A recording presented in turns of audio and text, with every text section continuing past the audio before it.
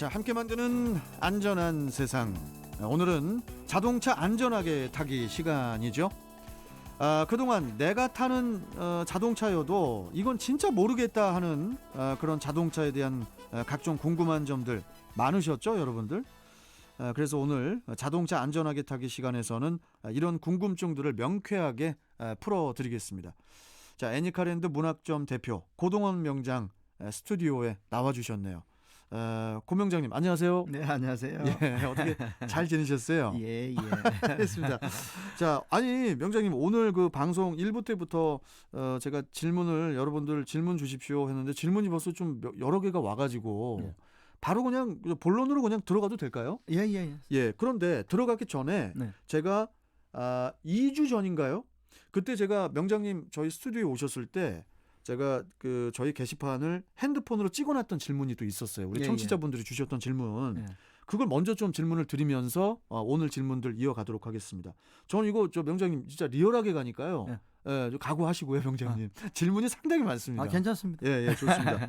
자, 그러면은 우리 저 임경범님께서 주신 질문인데 명장님 우회전할 때는 정상인데 물결표 유턴하거나 좌측으로 많이 꺾을 때 차가 소리도 나고 원 위치가 안 돼요. 궁금증 알려주세요. 느낌표. 이렇게 질문을 주셨었어요. 이게 지금 이게 무슨 말씀이? 우회전할 때는 정상인데 유턴하거나 좌측으로 많이 꺾을 때는 소리가 무슨 어디서 소리가 핸들 쪽에서 소리가 난다는 건가요? 아니면은 이게 뭔지 모르겠네요. 현재 질문 내용으로 봐서는요. 예. 아마 전륜구동 차량 같습니다. 후륜도 소리가 날 때도 있지 않나요? 후륜은 핸들을 어떤 조작했을 때 우로 꺾는다든지 좌측으로 꺾는다든지 그때는 예. 소리가 사실 나질 않거든요. 앞에 전진하고 있을 때. 예. 왜냐하면 예. 구동 방식이 이제 그 전륜이냐 후륜이냐에 따라서 틀립니다. 그러면 일단은 임경범님, 우리 고명장님 예상으로는 일단 전륜 그렇죠. 아마 아마 차량이고. 제가 봤을 때는 전륜 구동 차량 같고요. 예. 이런 경우 같은 경우는 이제 왜냐하면 바퀴를 구동시켜주는 부분이 이제 등속 조인트라고 그럽니다. 등속 조인트 많이 들어봤습니다. 예, 많이 들어봤죠, 그렇죠. 예. 드라이브 샤프트 이제 그렇게 얘기를 하는데 그게 이제 어떤 각도 조절을 해서 구동을 하다 보니까 무리하게 꺾는다든지 어떤 구동을 할 때는 이게 실제로 안에 있는 베어링이 마모가 됩니다, 자체가. 아니 그러면 우회전할 때는 정상인데 우회전할 때 베어링은 정상이고 좌회전할 때 베어링 이런 게 베어링이 따로 있습니까 혹시? 등속 조인트 안에 보면 구성 부품에 베어링으로 되어 있습니다. 조인트 자체가. 그게 왼쪽 오른쪽이 이렇게 나눠져 있어요? 똑같습니다. 똑같은데 예. 실제로 이제 우회전할 때는 정상인데 좌회전할 때는 문제가 됐다는 좌측에 문제가 있다는 거죠. 각각 등속 조인트가 따로 있다고 보면 등속 조인트 문제였네요. 예. 아이고 참, 역시 우리 고동원 명장님. 네. 임경범님 등속 조인트 교체하셔야 될 것 같아. 이거 꼭 카센터. 그다음에 이제 질문이 또 하나가 있었는데요. 예. 핸들을 꺾었을 때 복원이 안 된다. 복원성이 이제 없다 그렇게 얘기했는데요. 예. 아마 이 부분은 등속하고는 좀 별개 같고요. 예. 실제로 어떤 우리가 서스펜스를 잡아주는 볼 조인트라든지 마운틴 베어링이라든지 이런 부분들이 있는데 그게 이제 실제로 윤활정이 정상적으로 안 되거나 윤활 작용. 부품이 실제로 수명이 다 됐을 때 아니 명장님 핸들에 무슨 윤활유가 있어요? 안에 이제 마운틴 베어링 같은 건 이제 그리스라든 게 있고요. 밑에 이제 볼 조인트 같은 데도 그리스가 굉장히 내장이 되어 있습니다. 보이지는 않지만. 그쪽에 그렇죠. 윤활제로. 예. 그게 마모가 되다 보니까 실제로 복원이 안 되는 경우가 흔히 있다고 보면 되겠습니다. 이게 그러니까 차가 좀 세월이 흐르면은 사람도 나이가 이렇게 들면서 몸이 조금씩 어디 아프듯이 자동차도 마모가 되고 또 노후가 되기 때문에 그런 것도 점검을 받아야 되겠죠. 그렇죠. 자, 그리고 명장님 지금 다른 그 말씀을 제가 나눌 시간이 없어요. 지금 질문이 많아서 또 김종수님께서 끝번호 2184님입니다. 김종수님께서 이런 질문 주셨어요. 명장님 일반 오일하고 합성 오일하고 차이점이 많습니까? 이렇게 질문 간단하게 주셨어요. 저도 이거 되게 궁금했거든요. 모든 운전자들이 실제로 이제 오일 관련해서 굉장히 관심이 많거든요. 관심이 많을 수밖에 없죠. 근데 여기에 대한 정보가 또 정확하니 어떻게 잘 많이 어떤 거 되지 않다 보니 알려지지 않다 보니까 궁금할 텐데요. 이렇게 생각하시면 될 겁니다. 아마. 예. 일반 오일과 합성유.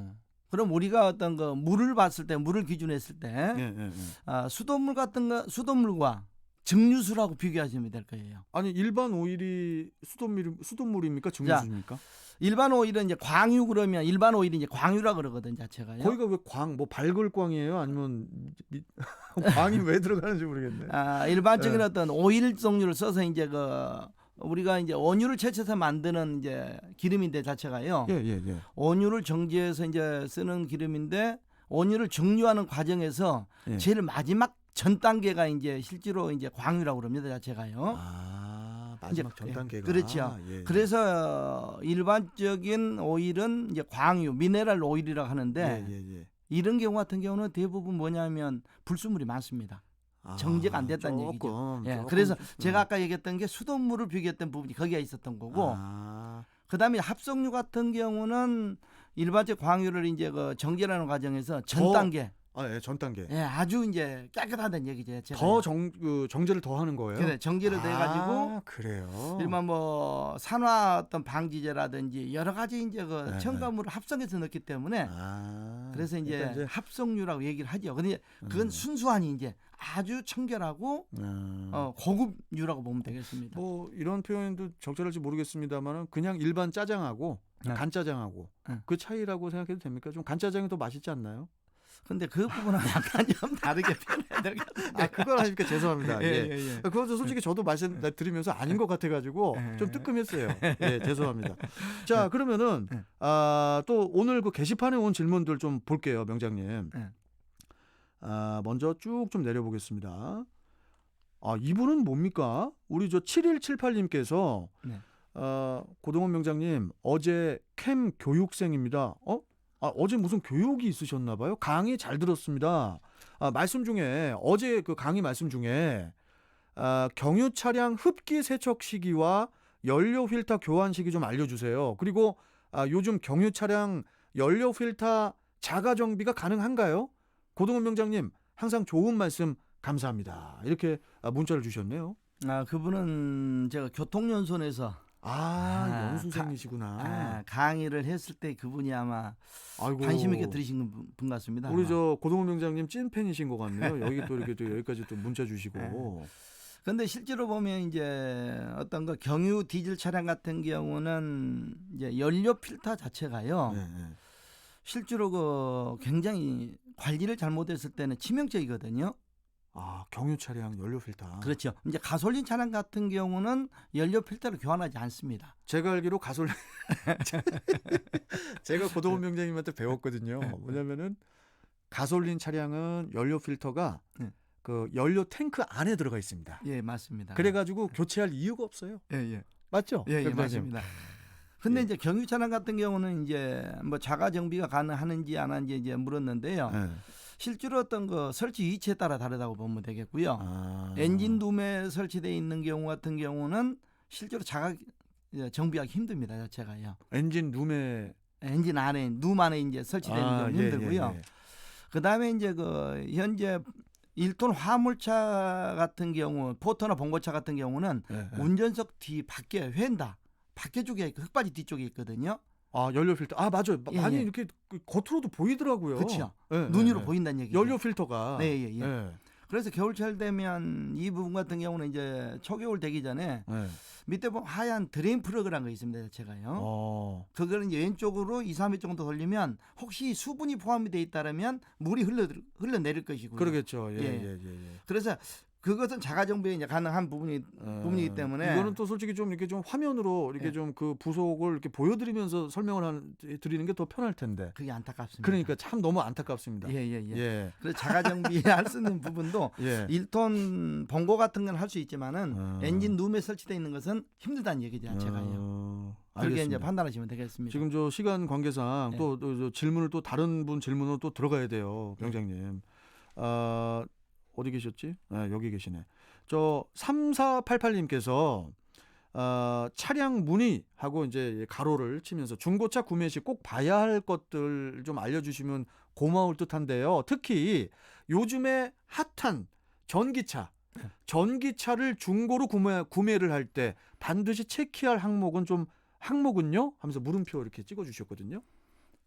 자동차에서 이제 친환경 자동차 그러면 이제 뭐 하이브리드 전기 자동차 그러는데요. 전기 자동차 그러면 실제로 어떤 거 구동이 되는 부분이 이제 주로 이제 어떤 모터, 배터리. 예, 배터리죠. 배터리. 그래서 우리가 전기 자동차를 중고 자동차로 구입을 했을 때 무엇보다도 관심 있게 봐야 될 게 배터리거든 자체가요.